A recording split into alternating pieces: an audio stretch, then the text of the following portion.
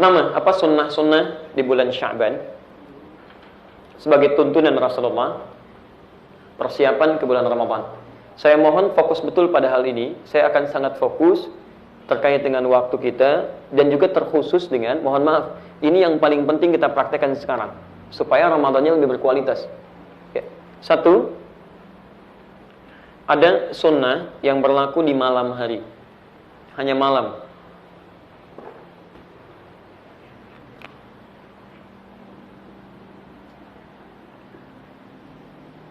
Dan ada sunnah yang berlaku di siang hari.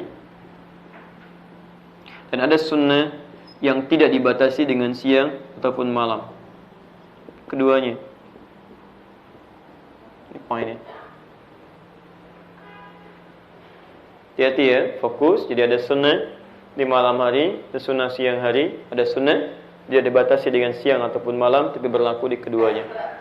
Ini sangat penting untuk menentukan ke Ramadan kita. Saking pentingnya, ini tintanya pun tidak mampu menuliskannya lagi. Oke. Baik, kita langsung cepat saja mulai. Saya ingin mulai dari yang paling pertengahan dulu, ibadah di siang hari, yang ini. Fokus. Kita mulai di hadis riwayat Al-Bukhari dulu. Nomor hadis. Kita ambil yang selain yang ini dulu nih, ada salah satunya yang di 1833. Ambil yang ini dulu. Nanti contoh ini contoh terakhir untuk malam. Ini belum saya tuliskan, 1833. Ambil yang ini. Mungkinlah. Redaksi yang ini ditemukan juga di hadis Muslim, hadis 1956. Ya. Saya ulangi. Ini tadi belum saya tuliskan. Ambil yang 1833, ini nanti untuk amalan malamnya. Yang ini. Ini untuk yang siang. 1833 di hadis Muslim, hadis 1956. Baik. Keterangan Sayyidah Aisyah radhiyallahu taala anha. Perhatikan kalimatnya. Ya. Bima makna ma ra'aitu Rasulullah sallallahu alaihi wasallam. Saya enggak pernah lihat Rasulullah sallallahu alaihi wasallam, Allah. Istakmala Ramadan, istakmala siyamahu, menyempurnakan puasanya illa Ramadan, kecuali di bulan Ramadan. Jadi Sayyidah Aisyah tidak pernah melihat Rasulullah puasa penuh selama sebulan, begitu sangat baik, ya. Kecuali kata beliau, saya lihat di bulan Ramadan, di penuh puasanya, sempurna. Nah, yang menarik kalimat selanjutnya, wa ma yakfulu siyamahu minhu fi Sya'ban. Dan saya tidak pernah melihat beliau memperbanyak puasa sunnahnya kecuali di bulan Sya'ban. Sya'ban ini perbanyak puasa. Ini poinnya. Ini bisa didapatkan di Al-Bukhari, nomor hadis 1833, termasuk di hadis Muslim, hadis 1956. Ini sunnah yang pertama yang diajarkan Nabi, kesaksian Sayyidah Aisyah, juga dipraktikkan oleh beliau, adalah ketika masuk Sya'ban, di siang harinya sunnah Nabi perbanyak puasa. Jelas sampai sini? Ini menarik ini. Bukan sekedar Nabi tunjukkan kepada para sahabatnya, umatnya, tapi beliau sendiri praktikkan ini. Ya, beliau banyak puasa di sini. Apa di antara manfaatnya memperbanyak puasa saat di bulan Sya'ban sebelum ke Ramadan? Perhatikan, bukankah tadi kita ketahui di awal bahwa tidak semua orang-orang ketika masuk di bulan Ramadan sudah terbiasa puasa sebelumnya? Maka Nabi mengajarkan kepada khususnya orang-orang ini, atau bahkan yang telah biasa puasa, agar coba berlatih puasa di Sya'ban. Latihan perbanyak, sehingga ketika masuk ke bulan Ramadan, tubuh ini sudah bisa beradaptasi, secara biologis sudah kuat untuk masuk menunaikan puasa, sehingga ketika dia masuk ke Ramadan, ini sudah bukan latihan lagi, tapi sudah normal dia jalani. Baik. Kalau sehari banyak tidak? Sekali puasa banyak tidak? Halo? Satu itu banyak tidak? Yang bilang banyak angkat tangan. Yang bilang tidak? Yang enggak jelas. Baik. Satu banyak tidak? Ya. Dua? Tiga? Masya Allah. Sunnahnya tadi apa? Perbanyak puasa. Sekarang perhatikan. Kalau ada redaksi perbanyak, ini dalam hukum, dalam fikih itu bisa relatif sifatnya. Tergantung siapa yang menunaikannya. Bagi Anda, satu sedikit, barangkali. Tapi bagi yang nggak pernah puasa, satu itu bisa panjang, Pak. Sebanyak. Nahan-nahan, nggak pernah puasa, tidak sedikit. Mungkin yang pertengahan dia tiba-tiba batal dan sebagainya. Ya, jadi, ketika kita akan ini, kita bisa ukur diri kita. Tidak harus samakan dengan orang lain. Terkhusus, cek ke rumah, coba dilihat. Barangkali Anda biasa puasa, bahkan puasa Nabi Daud. Sekarang puasa, besok tidak. Lusa puasa, selanjutnya tidak. Tapi kan anak Anda belum tentu. Dan apalagi kalau misalnya adiknya sudah mulai balik sekarang. Maka Ramadan tahun ini bukan latihan lagi. Sekarang sudah praktek. Maka mulailah di Sya'ban, biasakan dia puasa. Masya Allah. Jangan dipaksa ya, perbanyak. Mulai sehari dulu. Ya, besok Kamis misalnya kan. Masya Allah, puasa. Dan Anda pun kalau bisa sekeluarga puasa. Supaya dia tuh terstimulus. Ya, dia semangat tuh puasa. Bapaknya puasa, ibunya puasa, anaknya puasa. Mulai latihan. Dan Masya Allah, ibu pun kalau sedang libur misalnya, ada masa haidnya, gak apa-apa. Ya, Anda makannya diatur, tahan. Untuk menunjukkan bahwa menghargai si anak yang sedang puasa. Cari ruangan tertentu, waktu tertentu. Ya, jadi begitu si anak yang misalnya berusaha, belum tentu dia final sampai dengan ke maghribnya. Begitu zuhur dia buka, mau buka. Karena masih tahap latihan, gak apa-apa. Ya nak, Masya Allah. Apresiasi dia, Pak. Puji dia. Ya, puji kepada Allah Subhanahu wa taala, tunjukkan kepadanya. Nah, Masya Allah, alhamdulillah ya. Dulu mama waktu seusia kamu nggak bisa sampai zuhur begini. Kamu sayang bisa bertahan sampai jam 1, Masya Allah, pintar anak papa ya. Besok sampai asar ya. Masya Allah. Besok dia coba lagi sampai asar. Besoknya lagi sampai maghrib, Masya Allah. Begitu sampai dia ke masa maghribnya, tambah lagi Ramadan, dia sudah tidak mengeluh. Itu poinnya. Barangkali ada yang baru masuk Islam juga, belum terbiasa puasa gitu kan. Anda bisa latihan saat ini. Ya. Tanya kawan Anda, dekati, bimbing dia, mulai puasa sehingga bisa terbiasa dengan ini. Masuk Ramadan, dia sudah bisa menunaikan dengan baik sampai sini. Paham ya? Baik. Saya punya pengalaman spesial yang ini nih. Saya sekitar 3-4 tahun lalu ke Kalimantan Timur. Ya, kemudian memberikan tausiah pada masyarakat. Ada yang menangis, yang macam-macam, tiba-tiba ada preman tobat, Pak. Datang, betul, nyampaikan persis di hadapan kita, ya. Jadi begitu menyampaikan, Ustaz, saya ingin berubah, lebih dekat dengan Allah. Saya sudah berusaha mendekat kepada Allah. Pertanyaan saya dulu banyak meninggalkan puasa, Ustaz. Apakah saya sekarang harus mengqadha? Saya bilang, ya, mulai berusaha untuk mengqadha puasa. Baik Ustaz, alhamdulillah, saya telah berhasil menunaikan 3 kali qadha kemarin. Masya Allah, bagus, saya bilang. Ya, duhur saya sudah buka katanya. Duhur saya buka. Dia pikir dia bisa mulai sampai siang buka, dianggap setengah gitu kan. Jadi besoknya lagi setengah, digabungkan 1, gitu kan. Sekali lagi setengah, gitu kan. Nah, jadi ini ada sesuatu yang perlu disampaikan. Tapi poinnya juga, ada orang-orang yang memang belum terbiasa mengerjakan itu. Walaupun mungkin dia sudah masuk dalam tahap yang cukup balik menunaikannya. Jelas ya? Baik. Jadi mohon izin, sekarang tanggal berapa? La haula wala quwwata illa billah. 13 Sya'ban. 13 Sya'ban. Sedangkan puasa tanggal berapa? 1 Ramadan. 1 Ramadan, gitu kan? Jadi ada berapa hari ke Ramadan? Sekitar 16 hari ke Ramadan. Sekitar 16 hari, karena 29 Sya'ban itu terakhir. Tinggal ditentukan maghribnya, apakah besoknya 1 atau tanggal 30-nya. Baik? Tapi insya Allah, tahun ini kita nggak akan mendapati perbedaan. Semua akan sama, puasa ditunaikan. Berita baik dari Sabang sampai Merauke. Insya Allah, untuk tahun ini. Jadi ada siklus setiap beberapa tahun itu, Ramadannya akan sama termasuk Idul Fitrinya. Termasuk berita baik, alhamdulillah tahun ini semua di Indonesia akan sama, tidak akan berbeda. Puasa akan ditunaikan 1 Ramadan 1438 Hijrah bertepatan dengan 27 Mei 2017 hari Sabtu. Ya, akhir Sya'bannya terjadi di hari Jumat bertepatan dengan 26 Mei. Kemudian di maghrib ketinggian hilal sudah di atas 2 derajat. Bahkan tinggi sekali, 8 derajat plus 8 derajat. 22 menit 59 detik. Jadi sudah di atas 2 derajat. Dan ini mustahil, kalau secara hitungan, ya mustahil ini bisa kemudian berbeda untuk menunaikan puasa besoknya. Kecuali Anda yang menggunakan misalnya pasang surut air laut, tingginya berapa, bulan berapa, atau malamnya mimpi, besoknya puasa gitu kan. Itu yang repot. Nah, jadi ini latihan dulu ya. Paham ya? Baik, yang kedua, bismillah. Ayo teman-teman mulai ya. Kita mulai ya. Nabi puasa, sahabat puasa, tabi'in puasa, ulama puasa, dan mereka berlatih. Nabi itu orang paling takwa, madmunun bil jannah, dijamin surga, ma'sumun minal maksiyat, terjaga dari maksiat, masih mau puasa. Untuk Nabi bukan, Rasul bukan, sahabat bukan, ulama bukan, tabiin bukan, gitu kan? Surga belum jelas, maksiat kadang-kadang belum bisa terkontrol, gitu kan? Gak mau puasa, gitu kan? Baik, saya nggak teruskan, langsung sini. Ya, ibadah malam. Siang sudah, kita ambil malam.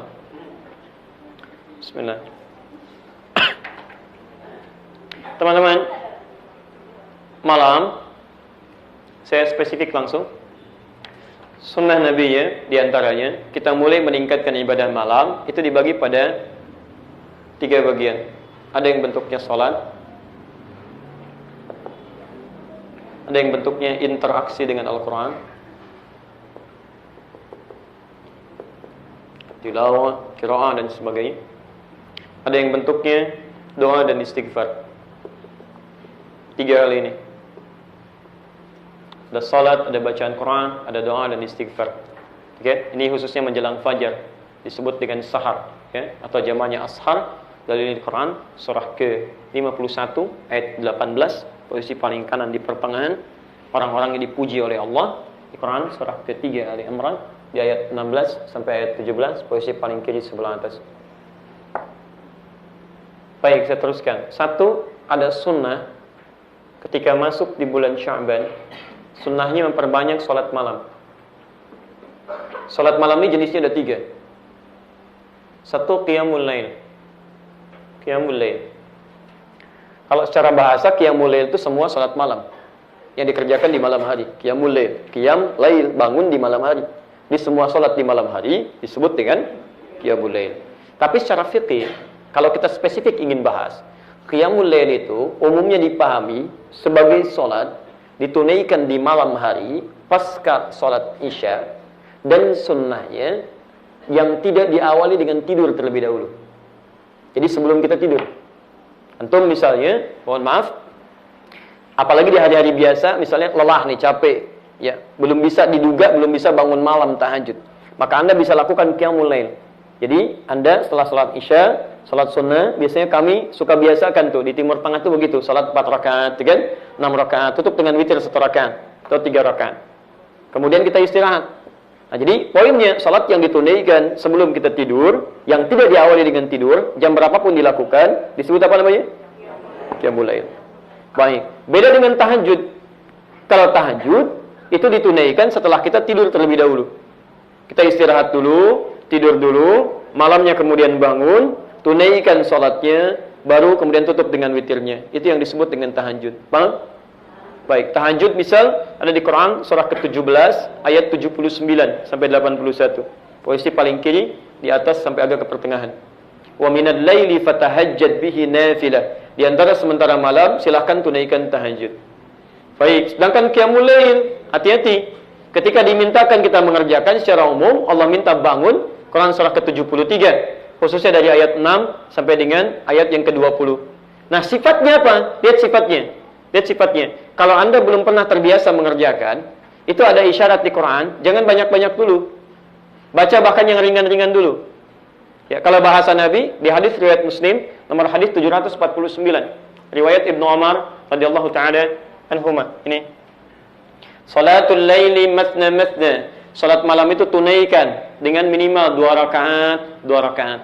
Jadi kalau belum terbiasa salat ini, jangan dipaksakan.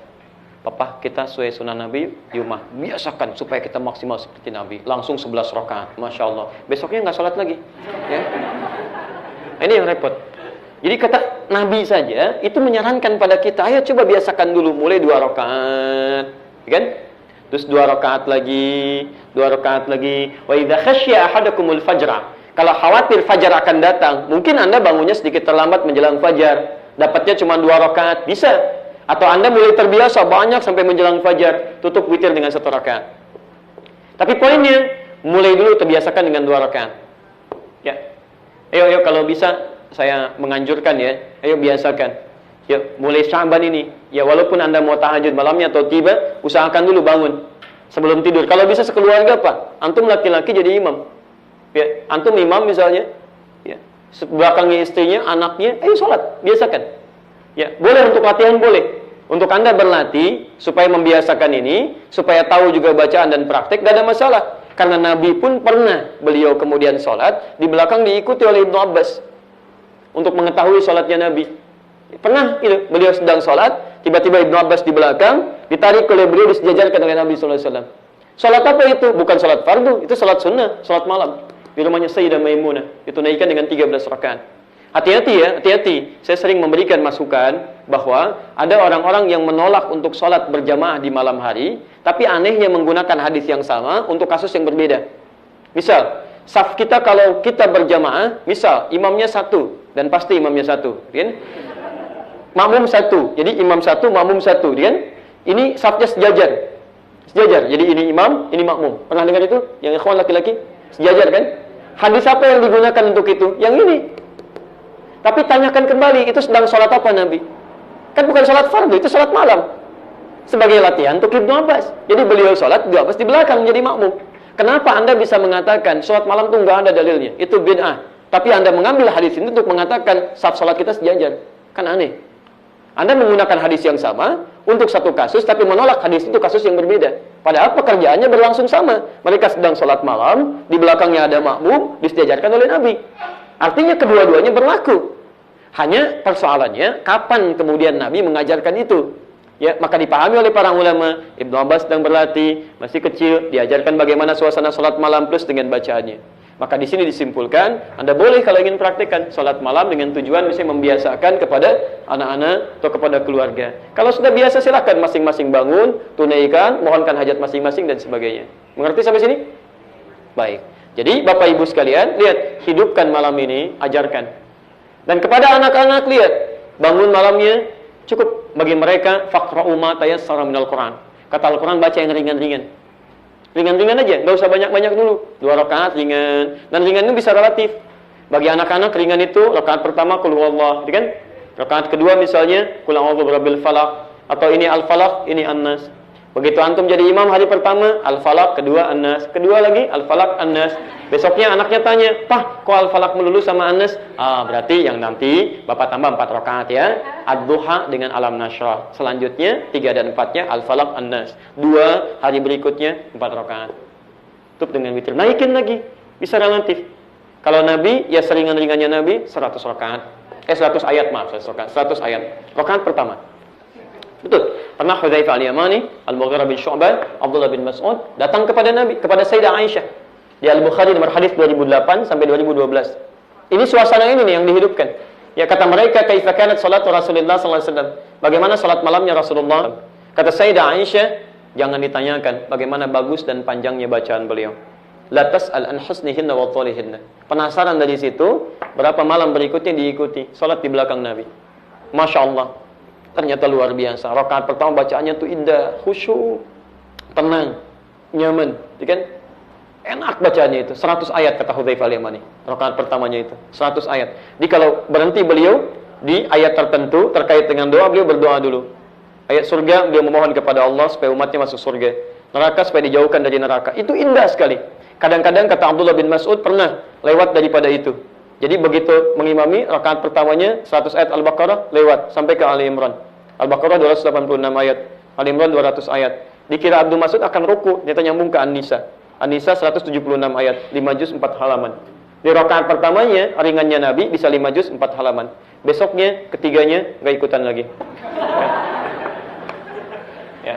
Dan bukan capek, ini sudah biasa mereka. Kata Ibnu Mas'ud, ya, saya khawatir selalu berprasangka menduga kapan rukunya ini, yang ini atau yang sebelumnya, yang ini atau yang ayat mana, supaya beliau bisa mengambil itu sebagai sunnah ketika menjadi imam.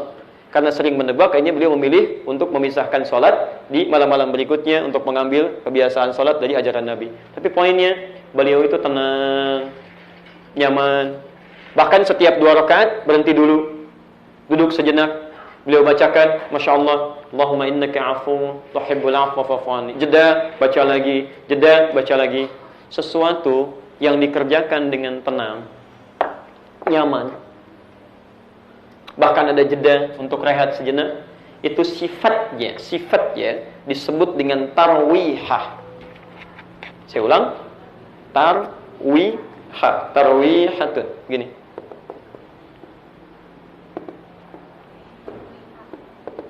Sesuatu yang dikerjakan dengan tenang, santai, khusyuk, nyaman. Sifatnya disebut dengan tarawih. Kadang-kadang Nabi sholat 11 rakaat di tempat Sayyidah Aisyah. Kadang 13 rakaat tempat Sayyidah Maimunah. Kalau 11, 13 banyak atau sedikit? Banyak, ya baik. Baik. Kalau banyak itu disebutnya jama' atau tunggal? Jama', baik. Kalau jama', maka ini kita jamakkan katanya dari tarwihah menjadi tarawih. Di tarawih itu jamak dari kata tarawihah. Di tarawih itu bukan nama salatnya, tapi nama sifat salatnya. Dikata para sahabat, salatnya Nabi itu tarawih, tarawih, tarawih. Maksudnya beliau tunaikan dengan tenang, nyaman, khusyuk, bagus, ada jeda untuk berdoa. Ini yang disebut dengan tarawih. Ya, di Nabi itu Masya Allah, Nabi, Rasul, saking tarawihnya 11 rakaat, itu kadang-kadang sampai mau subuh tuh tunaikan ini 11 rakaat. Antum Nabi bukan, Rasul bukan, tarawih 23 rakaat Pak, 7 menit, Allahu Akbar, Allahu Akbar, Allahu Akbar, Allahu Akbar. Nah, itu bukan tarawih namanya. Karena itu, sebelum kita masuk ke bulan Ramadan, kita hidupkan dengan qiyamul lail. Karena umumnya nanti saat Ramadan akan meningkat ibadah malam. Khususnya ada yang sholat, ada sholat yang umumnya dikerjakan oleh orang, itu pasca sholat isya dan sunnahnya. Sholat apa itu? Ini. Umumnya ini. Walaupun ada yang mengerjakan di malam harinya, tapi umumnya orang kerjakan ba'da isya, dari mulai, kemudian setelah sholat sunnah isya, kemudian kerjakan sholatnya. Nah, kalau nggak pernah terbiasa mengerjakan itu, nanti akan turun naik tuh, nggak stabil. Tapi kalau Anda sudah mulai dari Sya'ban, Anda bangun, tunaikan, tubuh kita sudah beradaptasi, maka Masya Allah, begitu selesai Isya, Anda sudah otomatis tuh tunggu sholat berikutnya. Teruskan, dan kenikmatan dijalankan di situ. Bahkan itu jadi modal untuk mempertahankan sampai ke pertengahan, sampai akhirnya. Termasuk, mohon maaf, kalau Anda terbiasa bangun malam, tunaikan tahajudnya, maka Masya Allah, khususnya 10 hari terakhir, ada satu malam yang banyak diburu, bahkan oleh Nabi SAW, sampai-sampai mereka menghidupkan malamnya, ya, jadi beristirahat di siangnya, malamnya mereka hidupkan demi untuk mendapatkan kemuliaan malam itu. Ya, apa namanya? Lailatul Qadar. Ya. Kapan munculnya Lailatul Qadar? Yang paling singkat malam, bukan siang. Laila itu artinya malam. Laila itu malam, Lailatul Qadar, malam al-Qadar. Jadi bukan siang. Laila, malam. Laila, layali, lail, leli, laila, itu malam. Ibu Leli, ibu malam-malam gitu kan. Laila itu malam. Laila. Ya. Untuk itu, kenapa penting berlatih ini? Ya.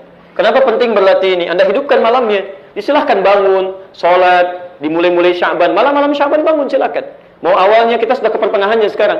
Hati-hati, makanya kalau para ulama sudah masuk ke pertengahan Sya'ban, apalagi menjelang akhirnya, itu semakin meningkat mereka amalannya untuk membiasakan diri. Ya, silahkan Anda baca Quran, zikir, tingkatkan sholat, tahajud, qiyamul lailnya dan sebagainya. Makanya Syekhul Islam Ibnu Taimiyah dalam kitabnya Majmu' Fatawa, juz ke-23, halaman 123, itu menyampaikan Masya Allah, termasuk di At-Tawdi ini, halaman 444. Itu para ulama itu berlomba menghidupkan malam-malamnya. Ya. Apa yang mereka kerjakan? Sholat-sholat ini. Ini menghidupkan amalan-amalan sunnah, bukan bikin sholat baru, bukan. Jadi mereka bangun, tunaikan tahajudnya, tunaikan qiyamul lailnya, dan hidupkan malam dengan baca Al-Quran. Mereka hidupkan ini salah satunya sebagai persiapan menuju bulan Ramadan. Ya. Ini tidak mudah Pak Ibu, melayani itu. Tidak mudah, demi Allah saya katakan. Nanti kalau orang nggak biasa dengan ini, dia mulai menurun. Apalagi nanti 10 hari terakhir, kalau saya lihat agak beda antara di Timur Tengah dengan di Indonesia. Ya, saya sempat agak lama tinggal di Timur Tengah. Begitu pulang ke sini, biasanya agak lain. Biasanya kalau di sana, mereka Ramadan itu misal 30 hari. Itu umumnya akan memaksimalkan pekerjaan 20 hari pertama untuk ngambil cuti 10 hari terakhir. Ya, jadi begitu 10 hari terakhir, mereka akan buru. Karena ini nggak setiap hari datang, setiap malam tiba. Jadi mereka akan siapkan, maksimalkan 20 hari pertama, 10 hari terakhir, mereka kemudian ambil cuti, maksimalkan untuk i'tikaf. Ya, ada berkumpul di Masjidil Haram, Masjid An-Nabawi, masjid-masjid lainnya, untuk mengejar ibadah-ibadah tadi. Makanya mereka selesaikan. Ya, saya punya kisah yang sangat menarik ini, luar biasa. Keluarga saleh, suaminya pengusaha Pak, ya, tapi Masya Allah, ya, itu punya niat yang sangat mulia, punya target. Dengan istrinya berdiskusi, ya, saya nanti mau i'tikaf, saya selesaikan pekerjaan saya, 20 hari pertama, saya ambil i'tikaf, target saya bisa menghafal 3 juz Al-Quran. Masya Allah, dalam 10 hari. Jadi bismillah, beliau siapkan, pekerjaan kemudian diawalkan, begitu tiba masanya, pamit pada istrinya. Istrinya pun memberikan ketenangan. Ya, kalau bahasa kita ini Pak perlengkapannya, anak-anak biar saya yang jaga, nggak usah khawatir. Saya juga akan berusaha mengakukan yang sama, menghafal Quran juga. Masya Allah. Begitu selesai, 10 hari itu pulang ke rumahnya, suaminya berbinar gembira. Wajahnya sudah bersih, ada luar biasa kegembiraannya nyampaikan pada istrinya. Alhamdulillah amati. Ya, alhamdulillah ma, kan? Zauji, alhamdulillah. Saya sudah bisa menghafalkan 3 juz Al-Quran dalam 10 hari. Yang tidak bisa saya lakukan sebelumnya karena kesibukan-kesibukan yang lain. Istrinya dengan tersenyum menyambut suaminya dan tidak sepatah kalimat pun keluar dari lisannya karena dia sudah bisa menghafalkan Quran 30 juz dalam 10 hari. Dengan izin Allah Subhanahu wa taala. Ini luar biasa. Nah, Anda begitu coba siapkan itu kan? Ya, apalagi yang mau kita lakukan? Ramadan tahun kemarin banyak bolongnya. Ramadan sebelumnya banyak bolongnya. Dikasih Ramadan sekarang lagi, kita nggak manfaatkan juga. Antum butuh berapa Ramadan lagi? Hai kita mulai gitu kan? Ya kita boleh manfaatkan. Ya suatu saat kan kita akan pulang gitu kan. Suatu saat akan pulang. Bekal apa yang mau dibawa? Kan lumayan tuh. Antum dapat 1 malam aja hidupkan malamnya. Lailatul Qadar itu berapa pahalanya? Bukan. Tahu dari mana? Bukan 1000 bulan. Bukan. Jangan ngarang, gitu kan? Baik, teman-teman, bahasa Qur'annya khairum min alfi syahr. Inna anzalnahu fi wa ma adraka ma Lailatul Qadri khair. Khair itu lebih banyak, lebih baik. Jadi bukan 1000 bulan, lebih dari 1000 bulan. Khairum min, lebih dari. Lebih baik dari, lebih dari 1000. Artinya bisa 2000, 10.000, 100.000, 1 juta dan sebagainya, terserah Allah. Ya. Jadi kalau 1000 saja dikonversi sekitar 80 tahun. Jadi kalau Anda malam ini sholat Anda itu sama nilainya dengan 80 tahun sholat tanpa henti. Anda baca Al-Quran, bacaan 1 ayat saja Anda baca bertepatan dengan malam ini, itu sama dengan baca ayatnya 80 tahun tanpa henti. Ada yang bisa Anda baca Quran 1 ayat 80 tahun tanpa henti. 1 hurufnya berapa? 10 kebaikan. Kalau 1 ayat ada 3 huruf saja, itu Masya Allah berapa dapatkan? Alif Lam Mim 3 huruf. 3 huruf gitu kan? Anda bacakan 3 huruf kali 10, 30. Ini hari biasa. Ramadan tidak berlaku. Wal hasanatu bi'asyri amthaliha. Setiap yang dibacakan di bulan Ramadan kali 10 lagi. 10 hari biasa. Hadisnya kunci. Jadi di kitab Siyam nanti karangan Imam Al-Bukhari, dia 30 kali 10 lagi 300. Jadi kalau Anda baca Alif Lam Mim hari ini, itu dapatnya 30. Tapi kalau Anda bacakan di bulan Ramadan kali 10 lagi 300. 300. Anda bacakan Alif Lam Mim setara 300 kebaikan, itu baru sekali baca kali 80 tahun tanpa henti. Berapa? Dan jarang-jarang ada orang baca Quran cuma Alif Lam Mim aja. Alif Lam Mim. Udah dulu enggak ada. Enggak ada. Lumayan 300 gitu. Enggak ada kayak begitu. Silakan cek. Yasin 200 cukup gitu kan? Enggak ada. Dan saya ingin sampaikan teman-teman, ya, saya tidak tahu ya, Allahu a'lam bishawab, bahwa semua sesuai ketetapan Allah, dengan kadar Allah, dengan segala ajalnya, semua orang bisa kembali kapan saja. Tapi cobalah Anda merenung sebentar. Setiap Anda masuk bulan Rajab, bulan Sya'ban, itu selalu ada orang-orang baik yang kembali lebih cepat kepada Allah sesuai dengan ajalnya. Maksud lebih cepat itu dibanding dengan kita. Sesuai dengan ajalnya, silahkan cek. Ya, Sya'ban kali ini, ya, seorang muslimah, Masya Allah, masuk Islam, ya, dia belajar dengan baik, jadi ustazah, mengajar, ya, kemudian kecelakaan di Cipali dengan suaminya, anak terakhirnya. Tapi kan sebab aja kecelakaan apa sajalah, yang penting meninggal. Yang meninggal itu bisa apa saja, Anda nggak akan tahu mau di mana, mau kapan. Quran surah 31, 34. Tapi poinnya, Masya Allah, coba cek. Antum dari lahir Muslim, beliau kan masuk Islam setelah itu. Jadi pendakwah, pulang dengan keadaan mulia di bulan Sya'ban. Masya Allah. Mohon maaf, dulu Ahmad Muzammil, usia 37 tahun. Ya, dapat pulang di hari Kamis bulan Sya'ban. Ya, habis sholat subuh, tidak mendapatkan Ramadan sesuai dengan ajalnya. Barangkali menurut Allah sudahlah, kamu ini sudah banyak bekalnya, pahalanya sudah banyak, gitu kan? Ustaz Ja'far baca Al-Quran, gitu kan? Selesai baca Al-Mulk, meninggal dunia. Ya, dalam keadaan yang sangat tenang, enggak mendapat Ramadan. Barangkali menurut Allah dipandang cukup bekalnya, kamu sudah cukup, sudah selesai. Pulang, bekal kamu banyak.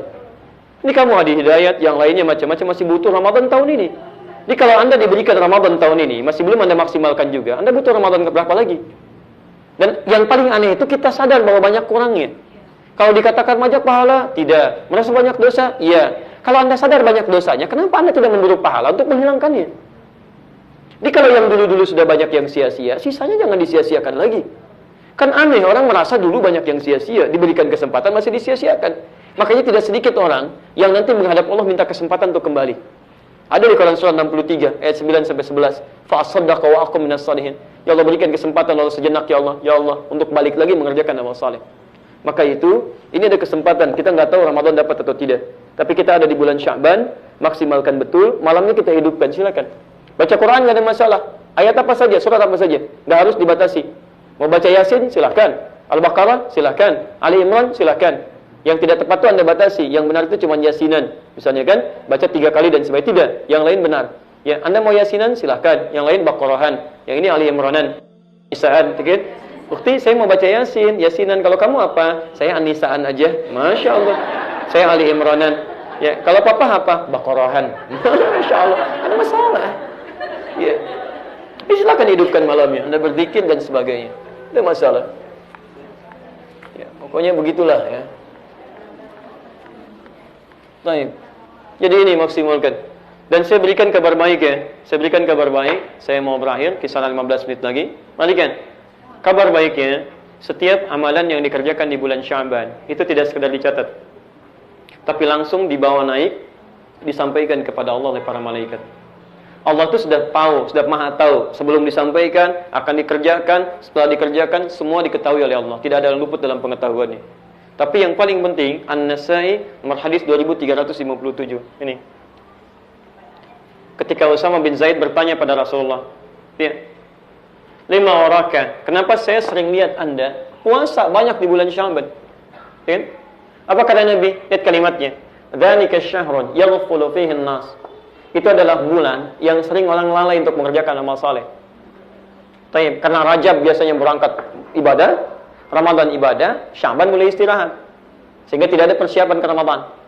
Tapi yang paling menarik, lihat kalimat setelahnya. Wasyahran turfa'u fihi al-a'malu ila rabbil alamin fa uhibbu an yurfa'a 'amali wa ana sha'im. Dan di bulan itu, khusus bulan itu amalan-amalan itu setiap dikerjakan diangkat, disampaikan, sebutkan kepada Allah. Nah, baik disebutkan kencang kayak tadi ataupun tidak, itu sama, diangkat. Jadi kalau ya enggak apa-apa, itu bahasa anak-anak ya. Jadi kalau misal kita baca Al-Qur'an tadi ya, satu hurufnya berapa?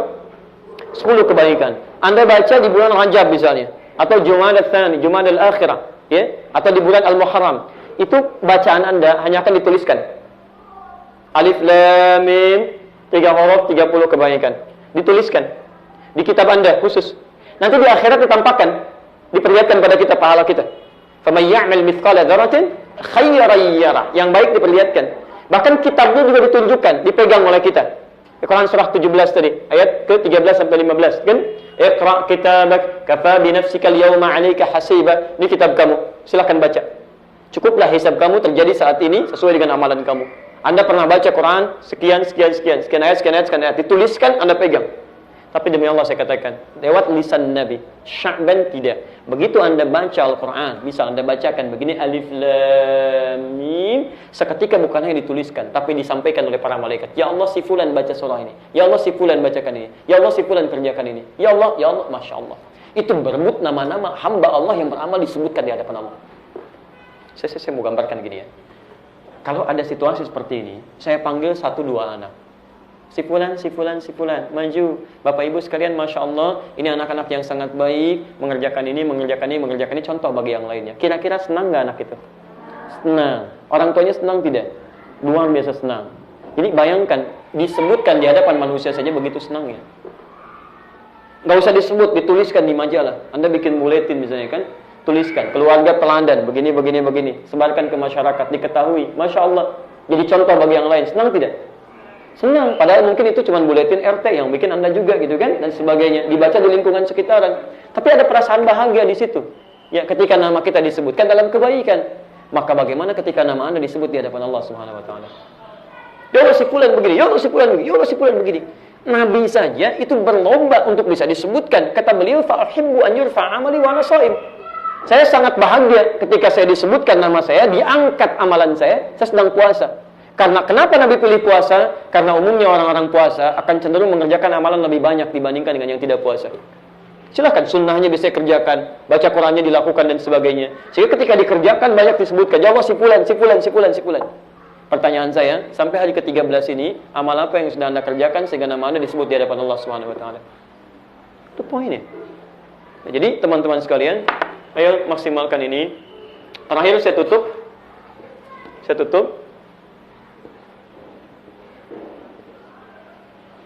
Amalan terakhir yang tidak terbatas dengan siang dan malam. Dan di sini perjumpaan kita berakhir untuk pertemuan kali ini. Namanya adalah sedekah. Namanya sedekah. Apa itu sedekah? Baik, kalau tidak tahu katakan maka sedekah.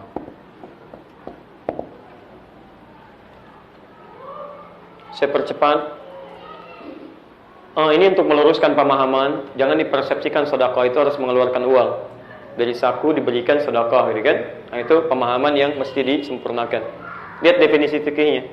Kullu ma'rufin sedekah. Kullu ma'rufin sedekah. Ini. Fokus ya. Setiap kebaikan yang mampu dikerjakan, itu nama umumnya disebut dengan sedekah. Apapun kebaikan yang dimaksudkan. Di setiap kebaikan, amal baik yang mampu dikerjakan disebut dengan apa? Sedekah. Baik, biasanya dibagi pada 3 sampai 4 bagian.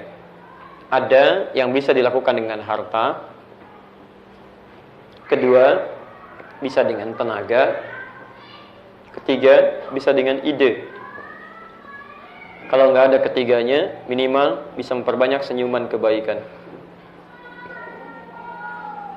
Misal, sedekah dalam bentuk harta. Wujudnya pertama bisa zakat misalnya. Zakat itu termasuk bagian sedekah. Ingat, nama umumnya sedekah, bentuknya apa satu? Zakat. Perhatikan, ketika Anda diperintahkan mengeluarkan zakat, maka bahasa Qur'annya menggunakan kata sedekah. Quran surah 9 ayat ke-60. Innamas shadaqatu lil fuqara wal masakin wal 'amilina 'alaiha wal mu'allafati qulubuhum wa fir riqab wal gharimin, kan? Wa fi sabilillah wa ibnis sabil. Kata Allah, sungguh, lihat kalimatnya, zakat disebut sedekah karena punya kebaikan-kebaikan yang nilainya luas. Sungguh zakat itu hanya boleh dikeluarkan pada 8 golongan berikut. Ketika menyebut zakat, disebutkan dengan kalimat sedekah untuk menunjukkan bahwa ketika Anda berzakat itu ada nilai kebaikan yang luas manfaatnya bagi banyak orang. Mengerti sampai sini? Nah, artinya apa? Kalau sudah masuk ke bulan Sya'ban ini, Nabi menggalakkan kita banyak bersedekah. Itu Masya Allah. Mohon maaf, kalau Anda sudah punya batasan untuk zakat di bulan ini, jangan tunda ke Ramadan. Keluarkan. Karena ada pikiran sebagian orang, ya nanti aja sekalian Ramadan. Ya, pahalanya lebih banyak lagi, dilipat gandakan, sehingga zakat yang harus dikeluarkan ditunda dikeluarkan saat Ramadan. Ini pemikiran yang menurut saya kurang tepat. Hati-hati ya. Begitu Anda tunda-tunda, berharap-harap dikeluarkan di Ramadan, ternyata 1 menit sebelum Ramadan meninggal. Bisa, dan itu belum dikeluarkan, dan biasanya sensitif. Kalau ahli waris tidak tahu itu bagian dari zakat, dibagi menjadi warisan, itu bencana nantinya. Ya. Jadi kalau Anda punya kewajiban zakat, sifatnya sudah wajib dengan kadar tertentu, kemudian di waktu tertentu, ya, sudah mencapai batas-batas waktu, haul, dan nisabnya ada, keluarkan. Ya.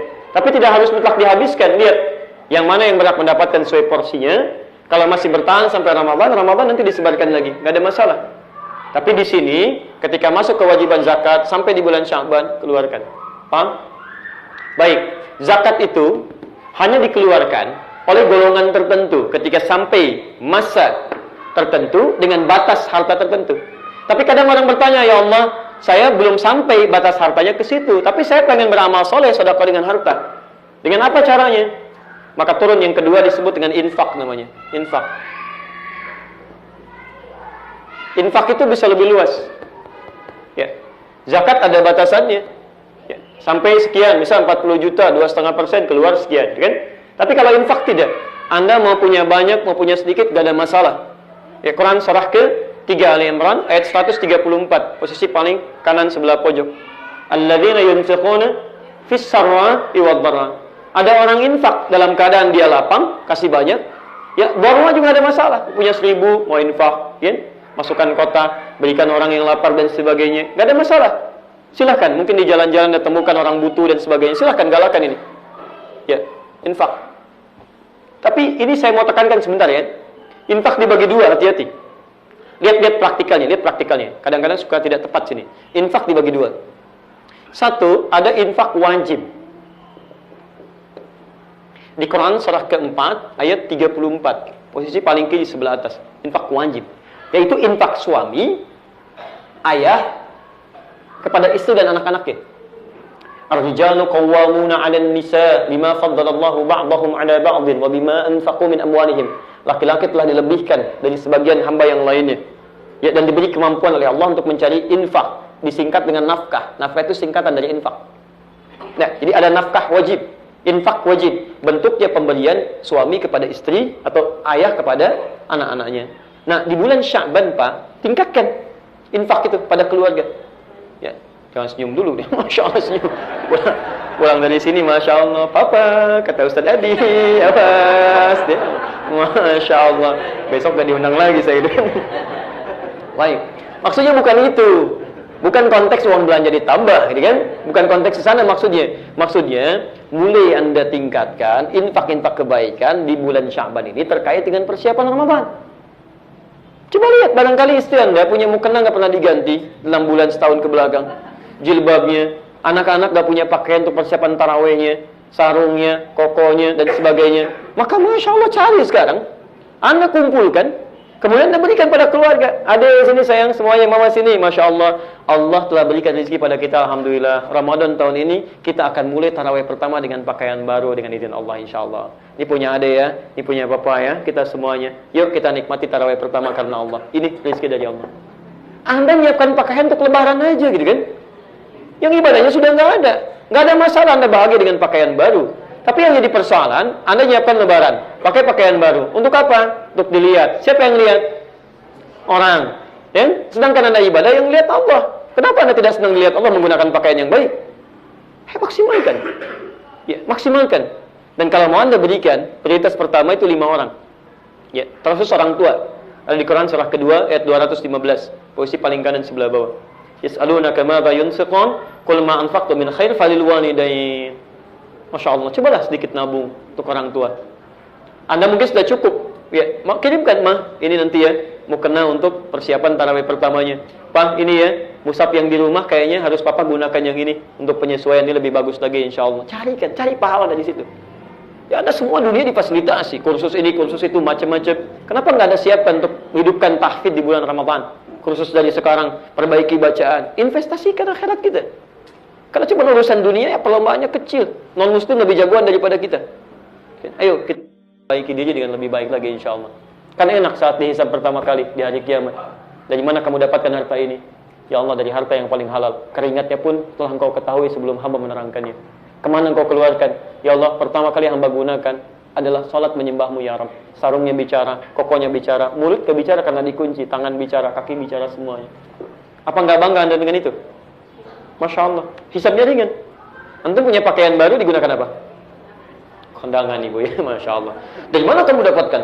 Ya Allah, harta yang paling halal. Kau ketahui keringatnya sebelum hamba sampaikan. Kemana kamu gunakan? Kondangan. Masya Allah, luar biasa. Kenapa saya undang kamu nggak pakai? Mau jawab apa? Baik ya, kalau tidak ada itu, gunakan, mohon maaf, dengan tenaga. Tenaga. Infak itu, ya, sifatnya, mohon maaf, infak hanya harta saja, tapi sedekah bisa dengan tenaga. Tidak harus semua dengan uang. Pulang dari sini ada yang semacam sampah-sampah macam-macam, nggak harus tunggu panitia. Itu ambil, simpan tempat sampah. Kadang-kadang unik tuh. Allah berikan pahala kepada kita, kita malah nggak pengen. Sampahnya diperlihatkan ketika kita ini ruang lain. Mas ini mas ya, ini ruangan harus bersih. Masa mas biasa begitu? Ambil, ayo simpan ke tempat sampah. Ini buat antum sayang, kalau Sya'ban ambil aja. Ya, sepanjang kaidahnya umum, ambil. Kecuali memang pekerjaan khusus gitu kan. Antum ambil, simpan, dan pahala banyak. Ide yang terakhir. Pak mohon izin ya, antum kan suka ada di DKM dan sebagainya. Dan Ramadan itu adalah ladang yang di saat Sya'ban ide kita bisa ditampilkan.